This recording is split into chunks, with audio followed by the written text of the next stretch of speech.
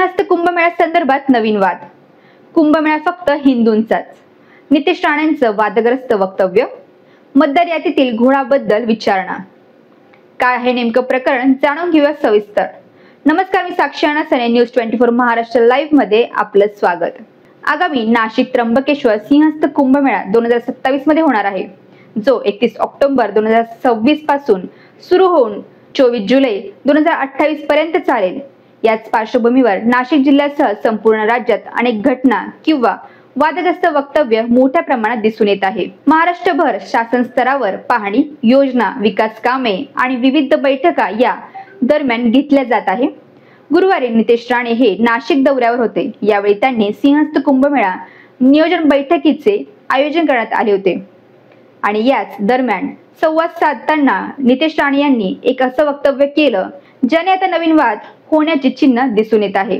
सिंहस्थ कुंभमेळा हा हिंदू धर्मियांचा उत्सव असल्या कारणाने संपूर्ण कुंभमेळ्याच्या कालावधीत दुसऱ्या धर्मातील लोकांचा वावर दिसता कामा नये, असे सांगत त्र्यंबकेश्वर आणि नाशिक या दोन्ही ठिकाणी इतर दुसऱ्या धर्मांच्या लोकांनी दुकाने थाटण्यास निषेध दर्शवण्यात आला आहे।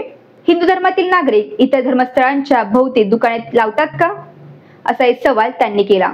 तर सिंहस्थ कुंभमेळ्याच्या पवित्र पर्वावर फक्त हिंदू धर्मीयांचीच दुकाने असावी, ही सतर्कता बाळगून दुसऱ्या धर्मातील लोकांनी कुठल्याही प्रकारची जागा दिली जाणार नाही याकडे लक्ष ठेवावे, असे आवाहन मत्स्य व्यवसाय मंत्री नितेश राणे यांनी केले। यापुढे बोलताना ते म्हणाले की त्र्यंबकेश्वर या ठिकाणी नावे आणि दुकानातील विक्रेता हे दोन्ही भिन्न आढळून येतात। अनेक विविध धर्मियांची दुकाने दिसतात। कुंभमेळ्यात दाढीवाले आणि गोल टोपीवाले कशाला, असा सवाल त्यांनी उपस्थित केला।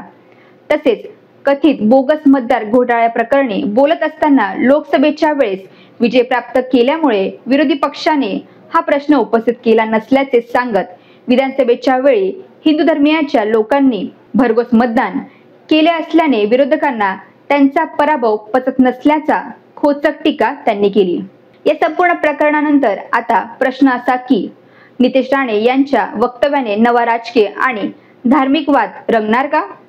कुंभमेळ्यात विक्रेत्यांचे धर्मानुसार वर्गीकरण शक्य आहे का? प्रशासन कोणती भूमिका घेणार? विरोधी पक्ष यावर काय प्रतिक्रिया मांडणार? राज्यस्तरावर वाद वाढणार का? हे पुढील काही दिवसात स्पष्ट होईल। याबाबत तुम्हाला काय वाटतं हे कमेंट करून आम्हाला नक्की सांगा।